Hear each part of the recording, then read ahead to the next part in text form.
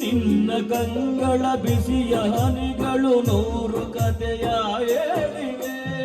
ನಿನ್ನ ಪ್ರೇಮದ ನುಡಿಯ ಕೇಳಿ 100 ಮನಪು ಮೂಡಿದೆ.